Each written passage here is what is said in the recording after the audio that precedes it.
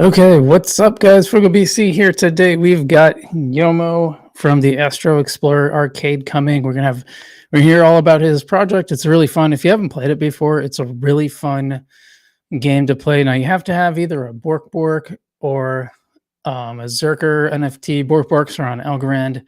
Xerkers are on XRP. And if you have one of those, you can play these retro games. They're really fun. And so we're going to have him on. He's going to come on. It should be on in about 5 minutes. So we'll have him coming. And if you want to leave, first off, like you guys, if you guys haven't liked the video, please do so we can get this going out to more people. That's one of the biggest ways you can help. And if you're not a subscriber, I really appreciate if you'd subscribe. We're going to have more interviews in the Algorand and other crypto ecosystem. A lot of them are going to be Algorand, but next week we're going to have a gala. We're gonna have a gala stream. I got and Warlord and Dubstep Rob who are content creators on Gala. They're gonna come on for that. So keep an eye out for that. But otherwise, a lot of Algorand stuff. So keep an eye on that. By the way, super chats are gonna be if you want a question asked, then please leave a super chat and we'll make sure Yomo answers. So he'll be coming on. And I see him in the lobby, so we'll be bringing him on in about 5 minutes or so. Meanwhile, let's look at some charts. Let's take a look at what's going on there. I'm going to have that up during the stream too. So like I said, if you want to ask some questions of Yomo, make sure to leave a super chat. Any super chat amount, we will answer. We'll have him answer. You can leave it for me too, I suppose, but I'm assuming you'd want him to answer some questions. In the meantime, let's go look at some charts.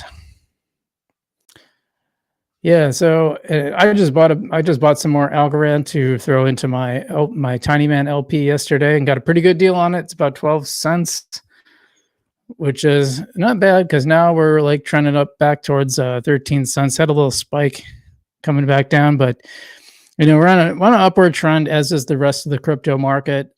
Probably a lot of that has to do with the very good news that the longshoreman strike has been suspended, at least through January 15th. I have to think there's some politics going on there.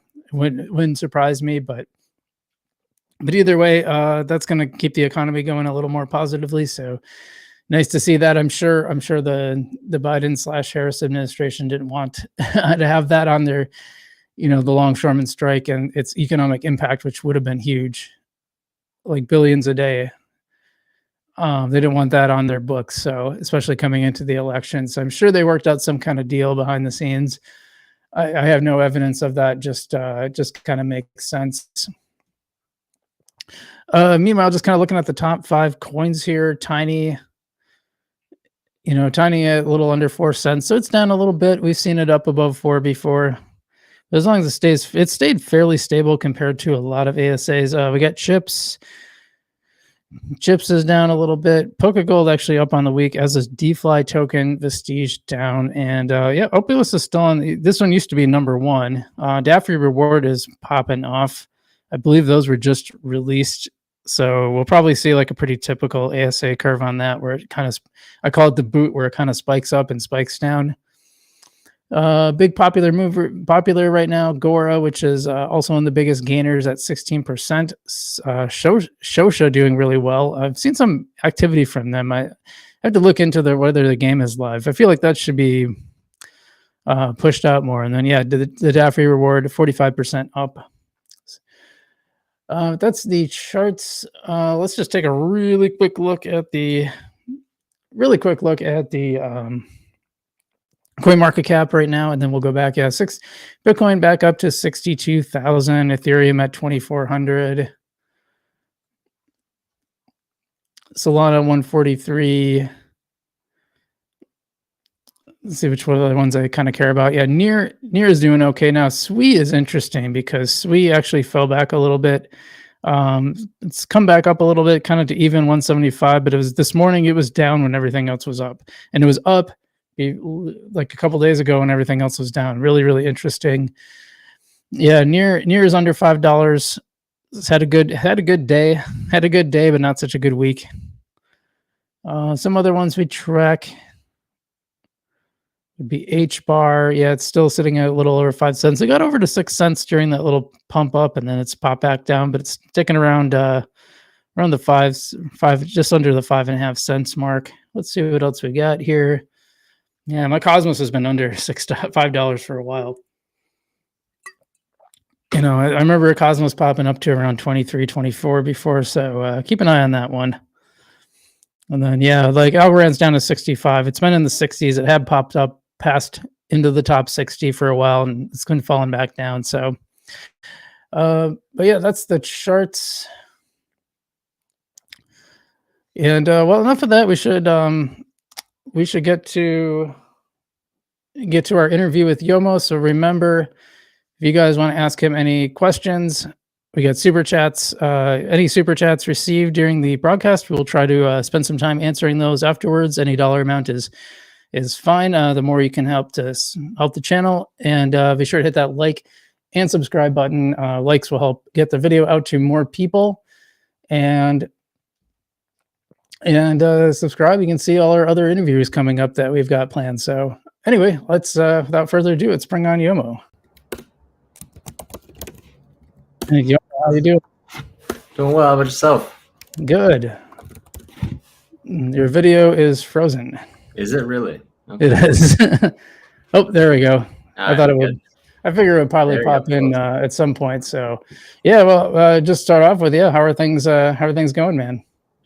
They're good, man. They're good. A lot of moving pieces, not just in crypto, but in the personal life and stuff too. And everything's kind of going in a positive direction. So, can't complain about much. How about yourself? Awesome. Yeah, just rocking the Algorand channel and the Twitter and all that stuff. So, yeah, can't complain too much. Well, so you're one of the guys behind Astro Arcade, which is a retro game platform that utilizes NFTs, including the Bork series and the Xerkers. And I'm really curious. First off, if you kind of explain, I gave a little bit of an explanation, but I'd love to hear your explanation of what Astro Explorer is and how it works, and then we'll kind of go back through the history of it.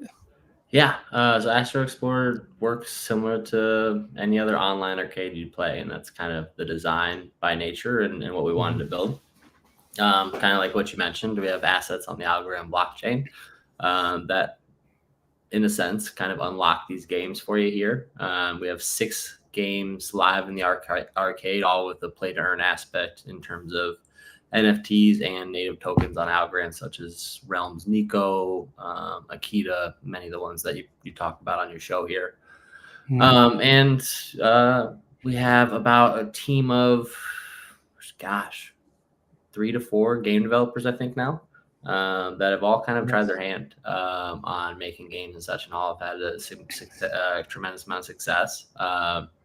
And it's been like their first games building, which has been kind of cool to kind of give some of these developers, not give, but like have the blessing to have them use us as a launch pad to build their games and such. And everything that you play inside the arcade is going to be something that you're probably familiar with. Granted that you're not, new to gaming or anything like that. You got your, Space Invader type game, you have a Frogger type game, you have a memory match type game, quite a few ones that you'll be familiar with. And we're pushing towards the next game, and we'll just continuously developing more and more games. Coolest thing about the project for me is that one NFT or 2 NFTs that you hold will give you access to these games for, as long as these games exist. So that's kind of the cool aspect of it all to me. Very cool. And which happened first? Did the NFTs come first? The Bork NFTs, did that come first and then the game developed, or the game first, or was it kind of both in tandem? So we wanted to do the Borks after. So the project, instead of it formerly known as H&Y NFTs, my co-founder Hurley Bird, very instrumental in the start of Algorand NFTs and a lot of different things inside the Algorand NFT ecosystem. We both always wanted to build games. So we decided, NFT, essentially token gating an arcade, made a lot of sense. And we worked with someone that's not necessarily loved in the ecosystem anymore, but the most tremendous developer that I've had the chance to work with, which is Kraken. And I think there's about that was the first game that we rolled out. I think that was about a 2 to 4 week period where don't think we had the game live yet. We ran into some complications. So the series or the collection did come out before the game, but we already had live testers, things like that too. So the game came off about, I want to say about 2 weeks or so after we dropped the Borks. Okay. How long ago was that? Oh gosh, we're coming, I think we passed 2 years. Yeah. So 2 or 3, did you say? Well, we've been a project for almost 3 here in November. 3 years. Okay. The arcade's been around for 2 years because we had a legacy collection back then. This is back, like you mentioned, we'd get into the history a little bit later, but essentially a lot of the long-standing NFT projects that you see in the Algorand space started off as experiments. We were all coming off Reddit, didn't really know that things were gonna blow up in any way, so much utility was going to be asked for, etc. We were happy as a team to see the people want more and more and more because we wanted to build more and more and more. But we had a small 350 piece legacy collection that had a Discord game back in the day. Everything that we've done NFT wise has always been focused around gaming, even back in the subreddit days. Okay.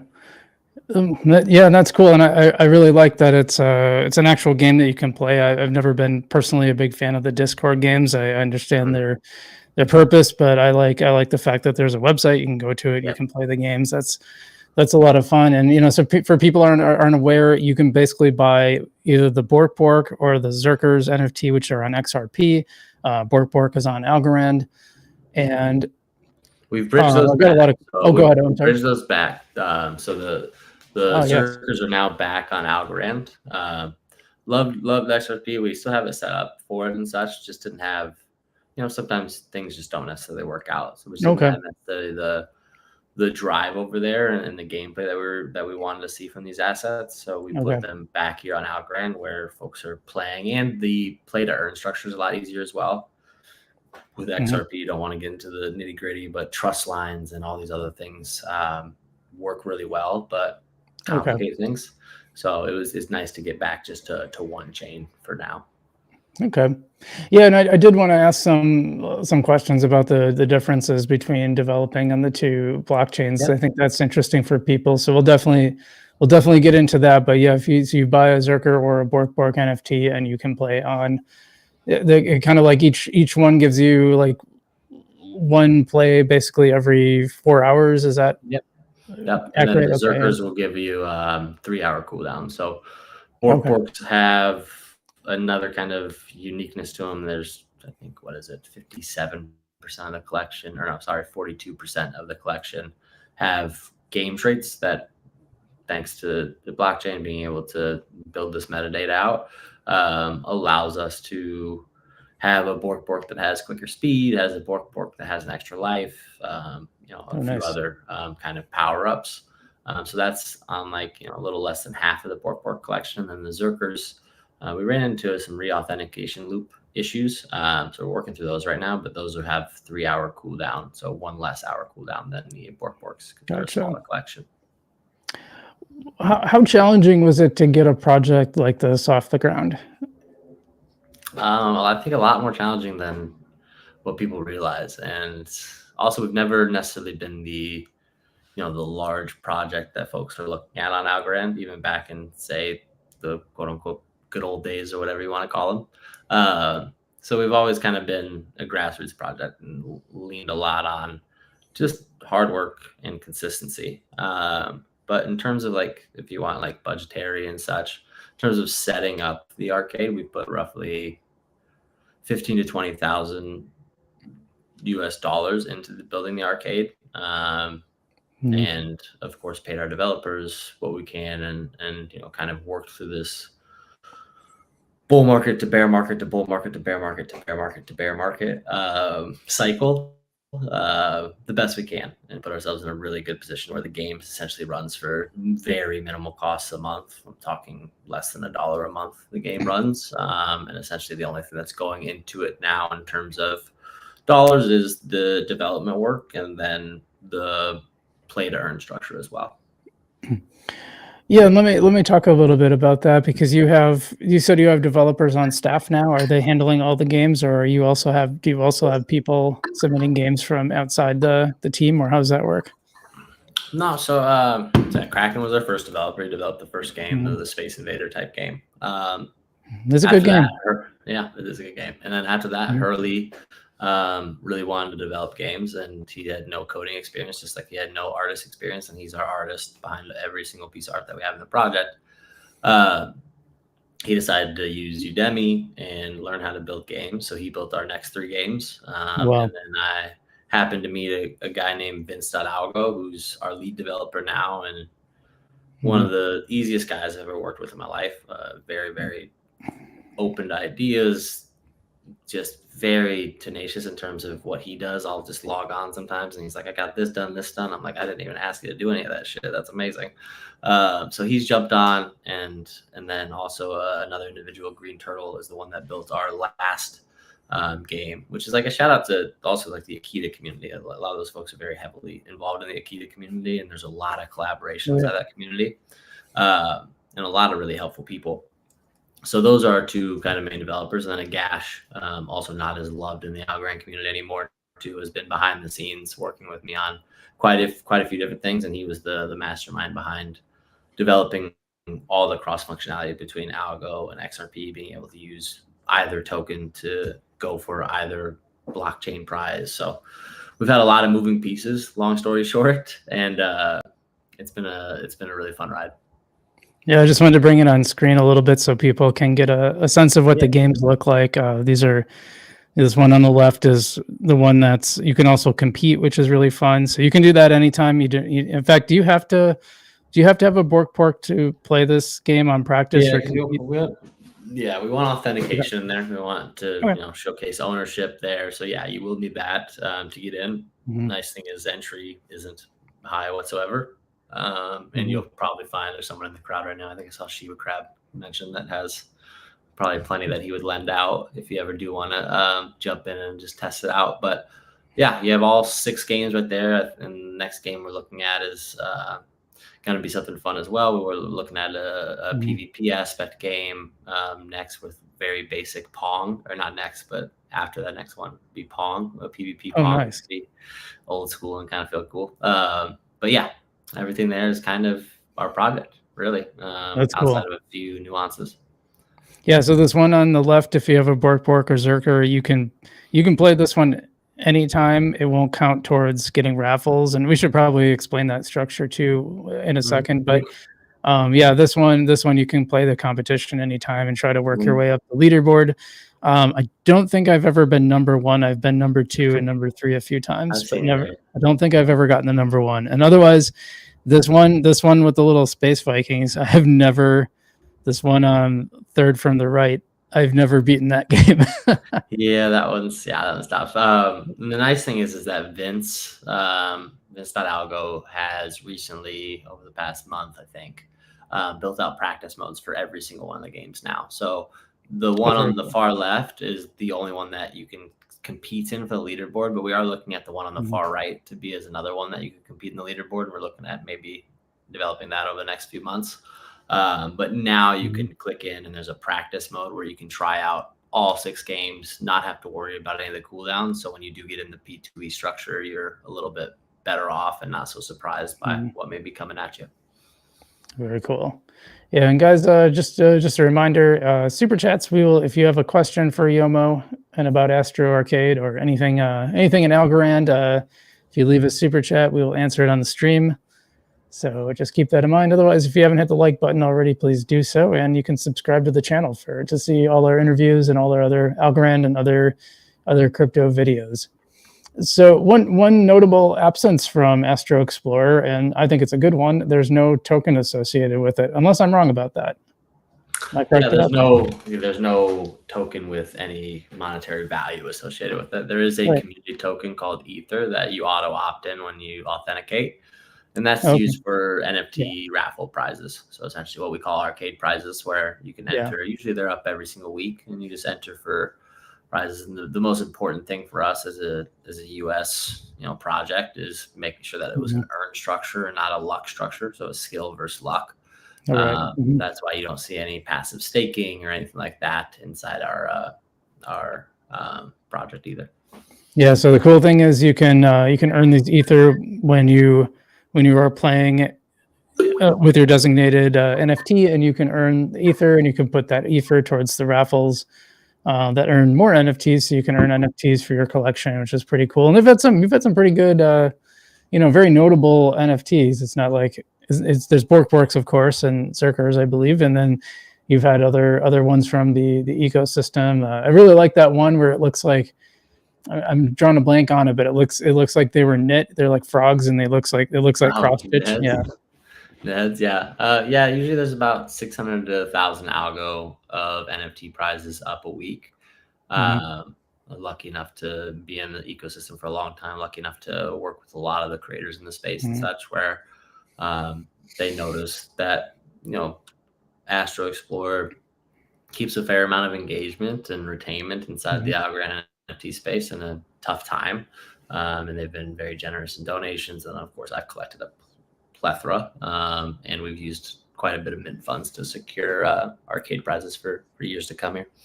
Very cool.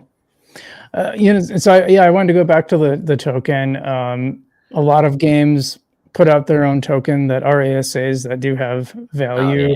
And tell me about the decision not to do that. Was it just obvious to you that didn't make sense, or was it there's some? Yep. There's a lot. Loaf Pickle will tell you that right off the bat. It's just you don't really want to associate a token with a project if you don't have to, because price goes down and it showcases kind of where that project may be seen as. So that's one. Two, you're the U.S. project. We don't know the regulations here whatsoever. So you want to be safe in that regard too. And then three, we just did not want to garner a community that was based off of profit. We wanted a community that was based off of playing games. Like you mentioned earlier, you like the fact that you can sit down, get on a website, and play an actual game. That's the type of community that we wanted to build, not a community of let me see how much I can earn, even though the play to earn structure is, in my opinion, a necessity, because it's such a great way to keep it sticky, where it's not necessarily hurting the bottom line by any means or anything like that. Yeah, for sure. And how's Astro Explorer doing? I mean, is this like a full-time endeavor for you, or do you have a day job, or tell me about that? So yes, I have a day job. It's always been a passion project for me here. Something that we did have LLC for a while. Need to redo that. But it's always been a passion project for me. Been doxed for I don't know how many years now to the community. But yeah, I have a day job where I work roughly around 40 hours a week in software. And then outside of that, I do I coach a lot of boxing. I coach about 20 kids in boxing and compete in boxing as well. So I do a lot of stuff outside of this here. It's just folks may not realize it because I'm very active in the space. You'll see me tweet, you'll see me in all your Discords, all that type of stuff. But yeah, this is not a full-time job. And I don't think there's any NFT project in the Algorand ecosystem that could necessarily be considered a full-time job at the current moment.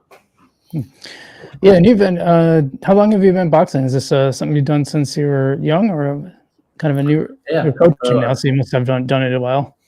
Yeah, so I'm 33 years old. I've always been very open about this here, but I used to be heavily addicted to painkillers when I was a kid. I was in and out of jail as a juvenile. I was in and out of group homes due to struggles at home, things like that with parents and all that jazz.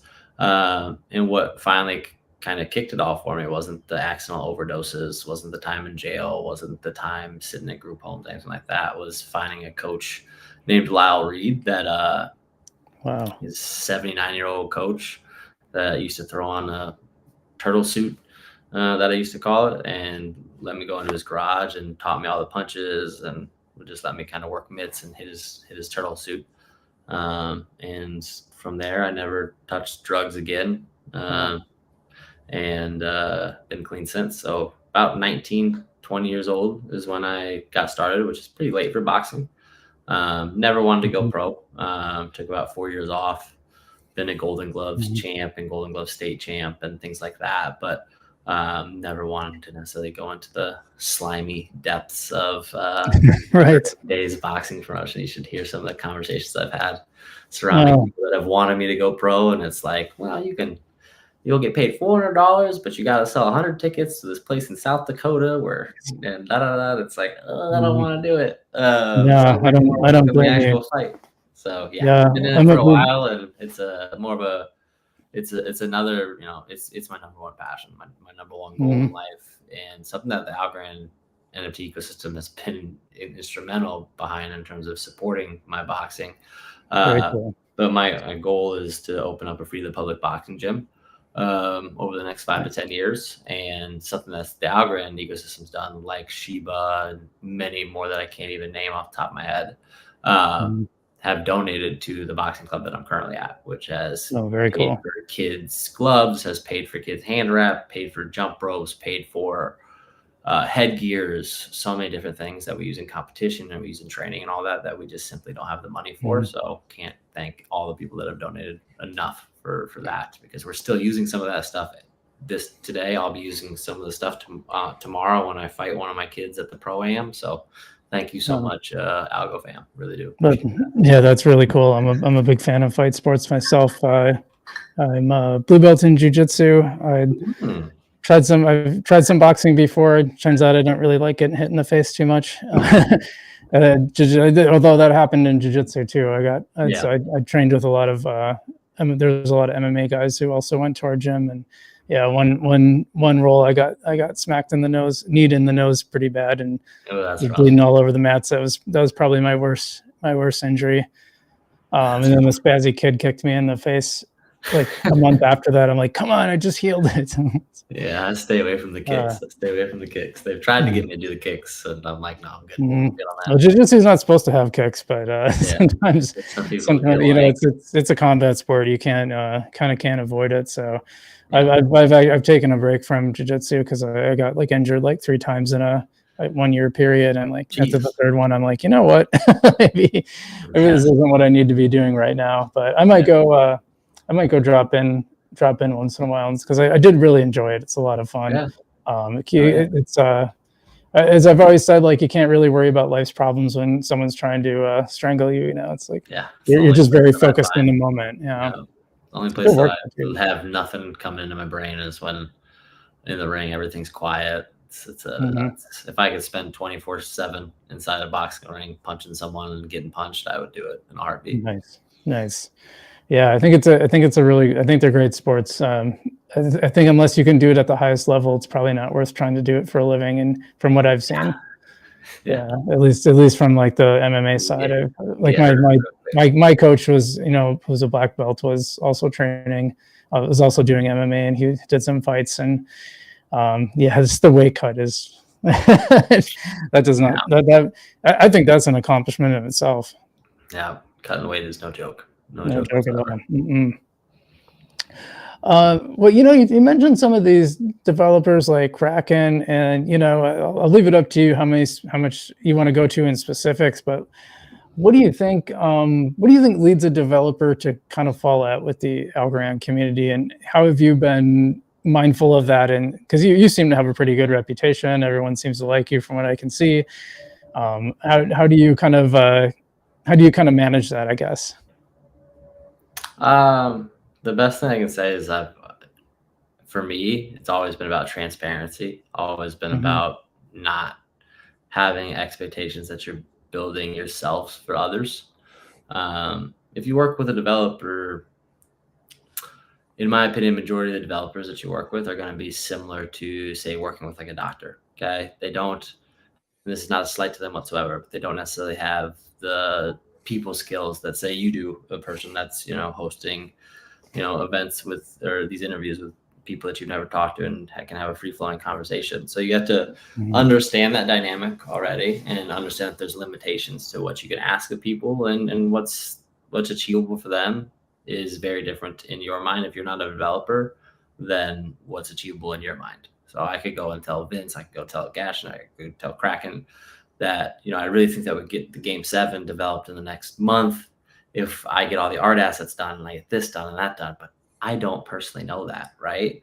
I don't know that. That's just me building that expectation for them. So that can burn people out. And I think we saw that a lot early days in Algorand, is that people were asking when dev, when building, when this, all that. And I think after a while, people just got tired of saying, oh my gosh, how much do you want us to build for you? You know, how much stuff do you want us to build where we're not necessarily seeing the ROI for our time?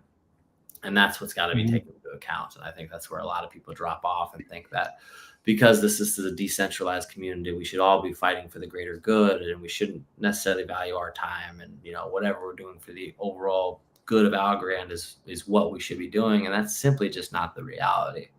So understanding that very important human piece has allowed me to have very strong connections with people in the space and be able to hold those connections with people. So Kraken may not be heavily involved in the Algorand space anymore, but play a game with him, you know, probably once a week on just regular video games. Same with Agash. I mean, Agash not as heavily involved, but I just visited him in Amsterdam last November and chat with him probably every other couple days. So it's just these folks just got burnt out by people, and they don't have that essential. I mean, like, I've been burnt out plenty of times, but I can come back because I'm, you know, kind of that people person. Like, that's where I thrive in relationships. I feel very weird if I don't have conversations going and things like that. There's a different set of people out there that aren't as necessarily extroverted as, say, you and I. Right.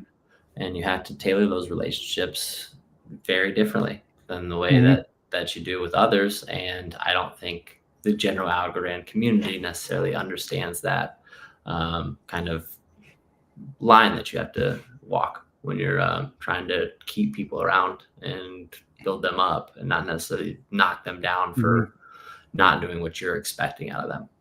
I agree. Yeah, I can certainly empathize with that. So yeah, actually, I absolutely am an introvert, and this is all.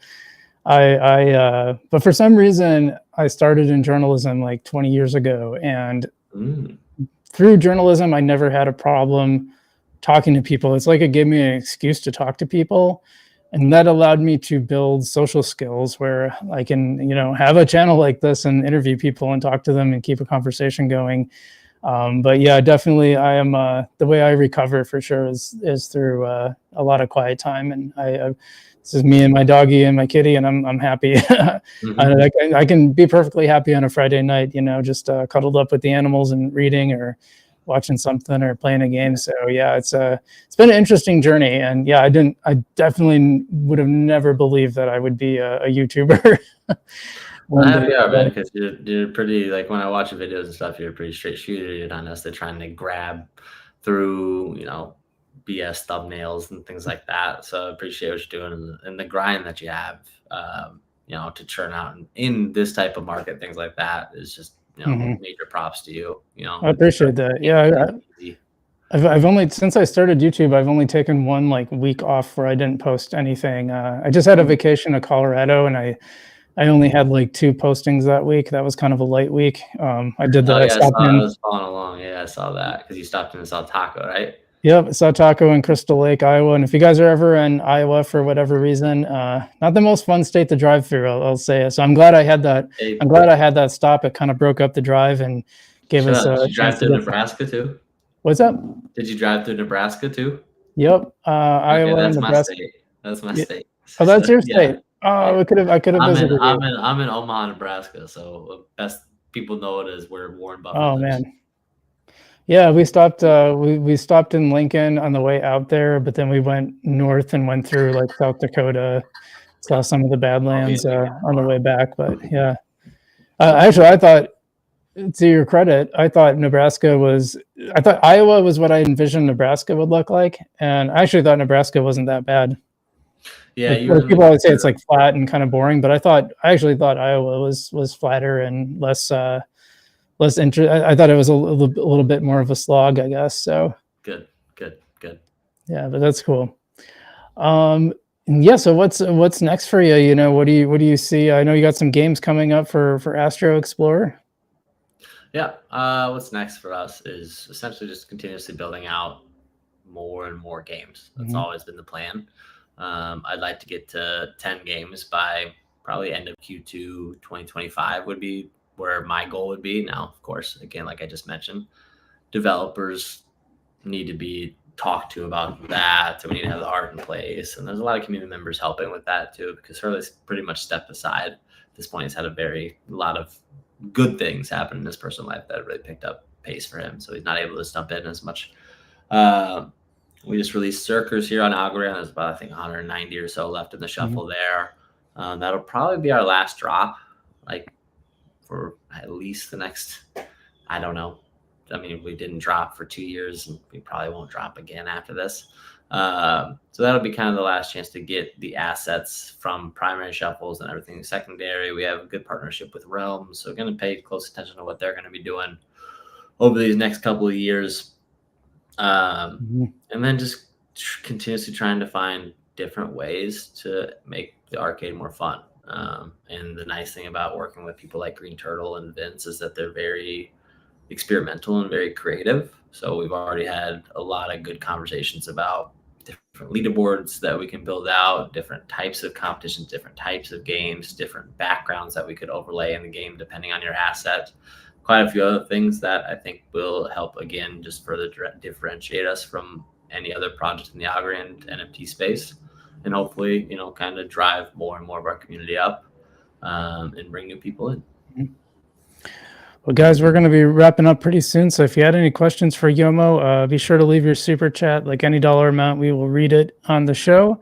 But one thing, I almost forgot to ask you, but we were going to talk about the difference in developing on XRP versus Algorand. I think that's a really cool thing to talk about. That'd be useful for other people to hear. So can you kind of walk me through that?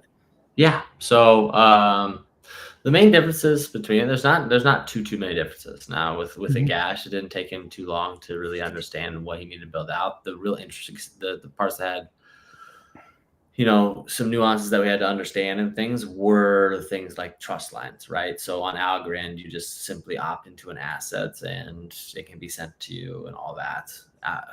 XRP has something similar. You sign a trust line. That trust line's open. Therefore, that asset can go through that trust line to you. But trust lines also cost money for the coin creator or the token creator to make, because I think XRP has, kind of a scam prevention there, because opening up a coin on XRP costs me roughly around $50 or $60 just to create it. So I think there's some scam functionality there. There's some XRP burning that happens in that instance as well. And that was really the toughest part of it all. We never got the chance to be able to have you be able to sign with both wallets at the same time. So they were able to display at the same time. So you would connect via Zaman, which I believe is what it's called now, or you would connect via your Algorand wallets. The coolest thing that Agash did that seemed very simple for him was allow whatever you would earn Ether-wise, which is our community token, on the XRPL through that trust line, could be used on our raffle or our arcade prize site on Algorand NFTs, and vice versa. So any the ASA Ether that you earn on Algorand could be used on XRPL NFTs, and then it would connect back to that Algorand wallet, connect back to that XRPL wallet. And the cool thing about that is that we saw not a crazy amount, but we saw some XRPL wallets that didn't have any Algorand NFTs win Algorand NFTs. We saw NFTs one on the other side too, which meant that they had to create wallets to claim those NFTs, and they did. So we were able to onboard from both sides, and that was really the overall goal with it was let's build the Algorand NFT ecosystem because we love the tech and we don't want to move away from the tech, but then let's also go to another tech that's still really good. And still that, people enjoy and can have that kind of quote unquote Web2 gaming experience where it doesn't feel like you're signing a million transactions, and see if we can build that community over there. And if that community starts to trifle over or starts to merge over into the Algorand community, that's obviously a plus. If we start to bring people into cool NFT projects on the XRPL, no matter what people say, that's a plus as well. So we had a good time developing on it. Didn't run into too many issues whatsoever. The cost on it is just a little bit more significant than Algorand. Oh, okay. Is that why you chose to no longer support XRP and bridge the NFTs over, or what led to that? Didn't have as many. I mean, just say the NFT ecosystem. I know we have a small community here on Algorand, but it's even smaller on the XRPL. Gotcha. So when you're looking at top holder counts and things like that over there, you're usually seeing anywhere between 100 to 150.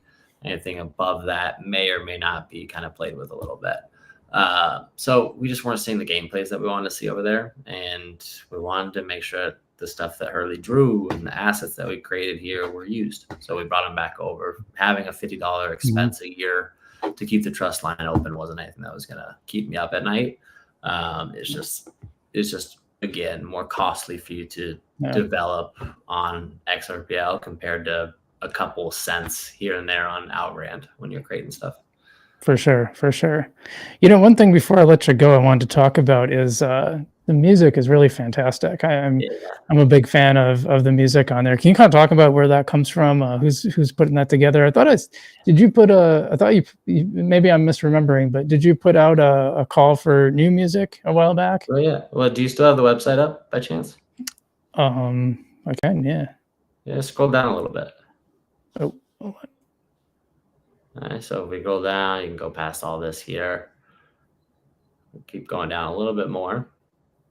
Yep, sorry. Here's the team. And now if we go a little bit further, we'll see the list of developers. We'll see the teammate. And now I have no chance of leaving anyone out. So you see Vince, Kraken, Agash, Green Turtle, all listed as developers there. But Nate, also known as Rumi, he's got about 3 or 4 songs, I think, in there. He's a fantastic musician, has a great knack for knowing how to build a retro vibe. And the cool thing is you can always click into those Twitter profiles, and I've asked for their SoundClouds and things like that too, if they wanted to use those instead. Brogel Troll, longstanding community member, kind of pops his head in and out. He made our first song, I believe. Middle Doug, I think everyone that's been around Algorand-NFTs for a long time knows Middle Doug. He's behind one of the songs as well. Dick LaFlamme, not in the NFT ecosystem anymore, but another great friend of mine from the past that put in a couple songs. Algo Photos has Bork Me Bork Please in there. Vince has some songs. JX is a relatively new addition. And I also have one of my 16-year-old boxer, no, 16-year-old boxer that just made a couple beats for the game as well. So I want to get those put in there too, because I think it'd be cool to have his SoundCloud and stuff for people to visit as well. But if you ever have any kind of 2-minute, kind of retro space feely beats that you want to throw in, let me know. I can always try to talk to my developers to add it in. And you always get a credit down at the bottom. If you ever listen to a song in the arcade and you're like, that sounds cool, I want to know what that is, just scroll to the bottom and you'll see the song that's playing and the artist, and it should link you to their profile as well. Very cool. Yeah, very cool. Yeah, I really enjoy the music as one of my favorite parts of it. And it really fits the theme. So you guys didn't do any hats for your merch, huh? Gosh, we did the merch so long ago. I mean, I haven't changed it since we just rebranded over to Astro Explorer Information Y. There's so many things that you have to do nowadays when you do anything in NFT space. Without NFT Explorer, it's wild. I haven't done anything really since NFT Explorer went down. And it's like, holy shit, there's so many things you got to do. So merch is kind of on the back burner, to be honest. That's fair. I don't know if any NFT project does well on Bork sales and such, but we didn't see too much movement there. So if you really support us, really like us, go ahead and buy some socks, go ahead and buy a coffee mug, all that there. Some cool little designs there, all license free, everything that you can use, all that type of stuff. So, Very cool. Yeah, not a huge focus of ours. Well, if you ever do get a hat, let me know. I'll wear it on the stream. Yeah, I'll send you. If I ever get hats made, I'll send you one just free. Don't worry about paying for it. Right on. Yeah. So, I appreciate you coming on, man. I think we had a lot of fun. I think we had a good conversation, and I really like talking to the people behind these projects and getting a sense of how it all works. Anything you'd want to shout out, or just tell people where to go, where to find Astro Explorer, and where to find the NFTs, all that good stuff? Yeah, I won't bore you too much. Just real quick, want to say thanks for allowing me the opportunity to come chat with you. Again, I think you're my favorite YouTuber in the Algorand space, and probably in the overall crypto space, because I don't enjoy many of them. So kind of cringe most of them. But so really appreciate you giving the opportunity to chat. Let me talk about my passion project here, and essentially what a lot of other people built, not what I built, but a lot of what other people built, just being around us for so long.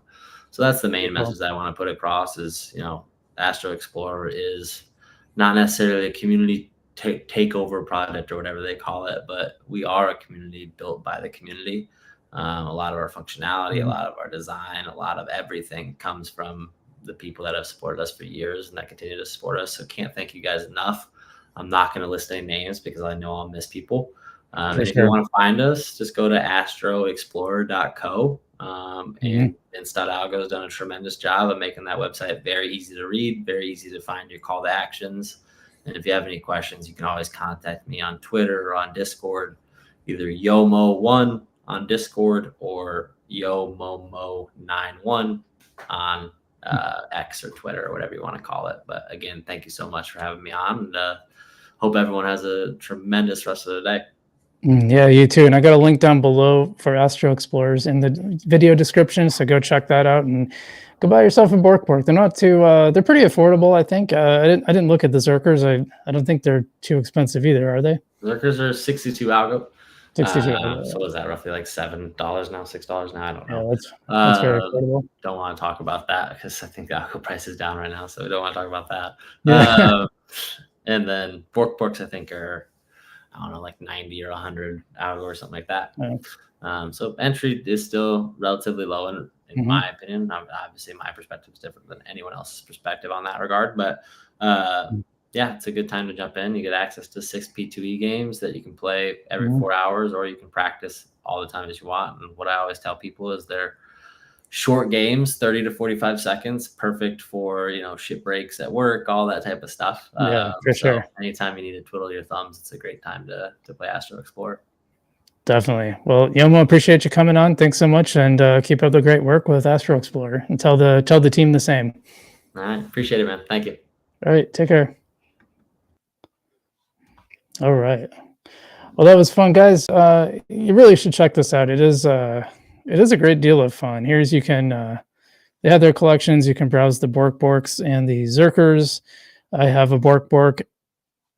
I think it's like one. I think mine has a tuxedo, as I recall. They're a lot of fun. I really appreciate Yomo coming on. I really like the one that Kraken designed is actually one of the Space Viking Invasion. This one, okay, it's called Holy Ships. Yeah, that's the one that I never win. This one I win all the time. This Cross the Chasm is really, really tough. It's really hard to judge the space where you should stop, and you have to get it just right. So, and then this Pac-Man clone, the Lunar Labyrinth, which is kind of a similar to Pac-Man. I've gotten really close, but I don't think I've finished that one either. And this one it's only popped up for me. The Gravity Gauntlet has popped up for a couple times, so I'm really looking forward to that player versus player. So, well, I hope everyone enjoyed this. I'm trying to do more of these, so stay tuned. And if you haven't hit the like button, please do so. Hit that like button already. It's a lot of fun, and we get that out to people. And subscribe if you're not subscribed, because we're going to be doing a lot more interviews like this. Talking to the foundation team about doing having the whole Algorand Foundation podcast staff on a live stream. So we're gonna be looking for that coming up soon, maybe at the end of October or early November. So definitely hit that subscribe button so you can see this when it happens. Appreciate everybody watching today. Appreciate everyone who's hit the like button, all that good stuff. And thanks for all our subscribers. We are getting on our way to 5,000. My goal, I don't know if I'm going to make it, but I'm trying my best. I really want to get to 5,000 by the end of the year. I think that'd be a good goal. So, help us out, share these interviews, and you can follow me on Twitter too, at BC_Kowalski on Twitter.